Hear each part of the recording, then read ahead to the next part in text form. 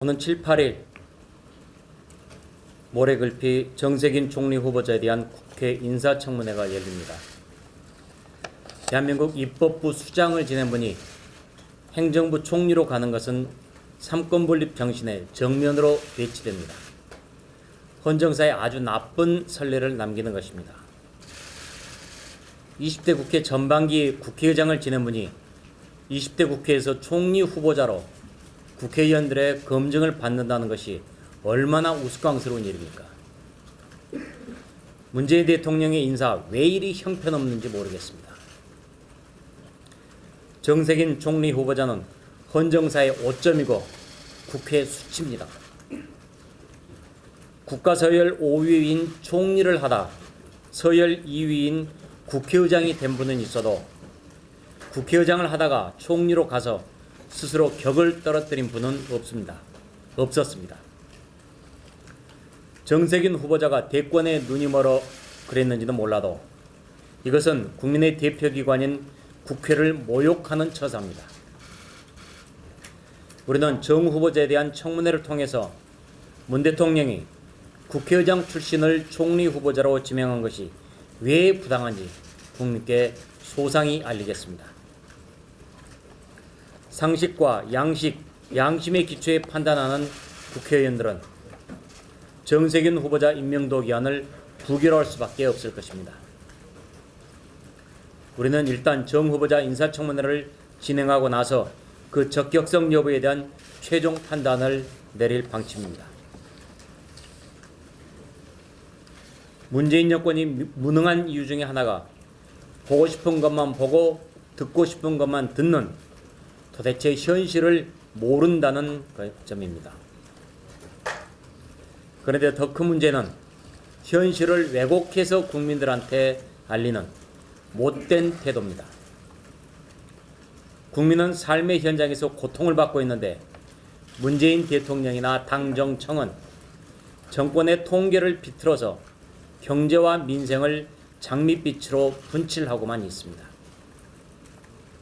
삶이 고달픈 국민들의 마음속에 우라가 치밀을 수밖에 없습니다. 문 대통령은 새해 벽두부터 지난달 수출 감소율이 한 자릿수에 그쳤다고 자랑하듯 말했습니다. 수출이 매달 한 자릿수로 늘어도 시원찮은데 수출 감소가 한 자릿수에 머무른 것 가지고 신이 났던 것입니다. 그러자 청와대 참모들도 수출이 호전세로 반전했다는 등 앵무새에 따라하기를 한 것입니다. 여러분 아시다시피 수출은 2018년 11월부터 작년 말까지 13개월째 마이너스로 연속 추락했습니다. 작년 한 해 수출은 10.3%나 줄어서 10년 만에 최대 감소였습니다. 그런데도 이 정권은 부끄러운 줄을 모른 것입니다. 아니 뻔뻔하기까지 합니다. 지난해 우리의 명목 성장률은 OECD 36개국 중 34위였습니다. 꼴찌였습니다.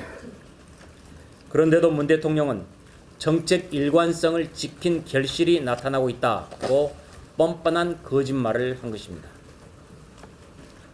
현명하신 우리 국민들은 대통령의 이런 궤변을 비웃고 있습니다.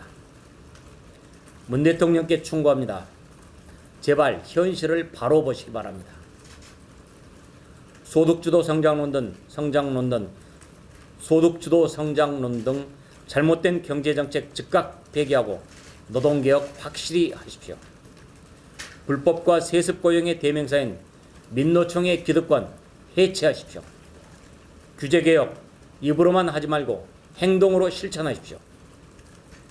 우리 자유한국당은 국민의 자유로운 선택을 증진하고 시장에 활력을 제고하며 노동개혁과 규제개혁을 확실히 하는 내용의 민부론을 이미 내놓은 바 있습니다. 국민 여러분께서 4월 총선에서 한국당을 선택해 주시면 거덜나고 있는 우리의 경제 다시 반석 위에 올려놓겠습니다. 추미애 법무부 장관은 국회 인사청문 보고서 채택 없이 문재인 대통령이 일방적으로 임명한 23번째 장관입니다. 장관은 취임 인사에서 검찰에 대한 민주적 통제 운운했습니다. 법무부 장관이 가진 인사권을 통해 검찰을 무력화하고 장악하겠다는 의도를 드러낸 것입니다.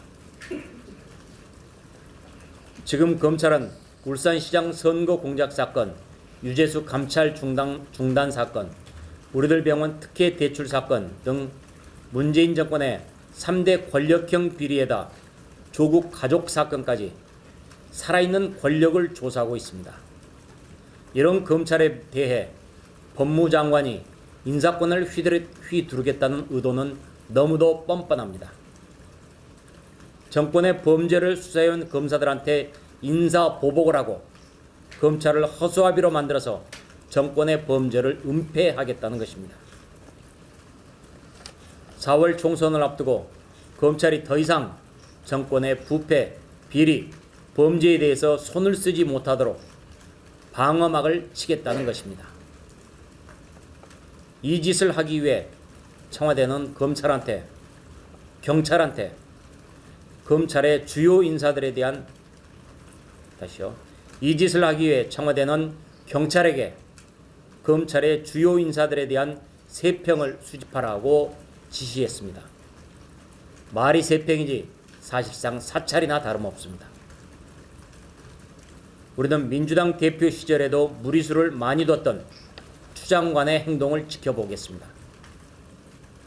문재인 정권의 국정농단 3대 게이트와 조국 가족을 수사해온 검찰 수사팀이 추 장관이 사실상 해체하는 인사를 할 경우 그것은 명백한 수사 방해이고 직권 남용이 될 것임을 미리 경고합니다. 추 장관은 울산시장 선거 공작에도 연관돼 있습니다. 2018년 민주당 울산시장 후보 공천 때 추 장관은 민주당 대표였습니다.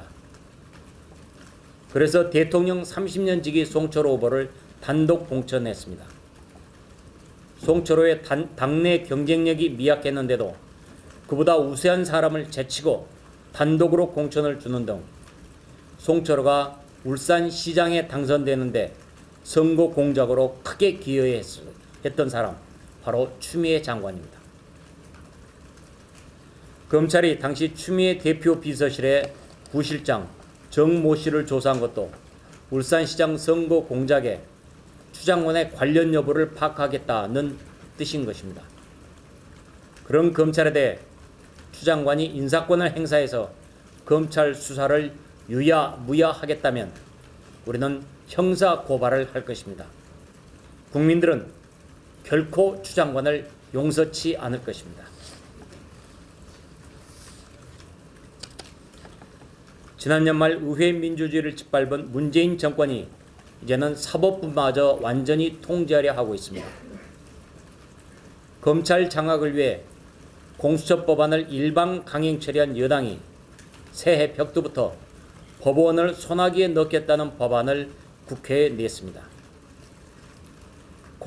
민주당이 공수처에 이어서 도대체 말도 안 되는 이 같은 무도한 짓을 벌이기에 더 이상 말한다는 게 언급한다는 게 창피하기조차 합니다.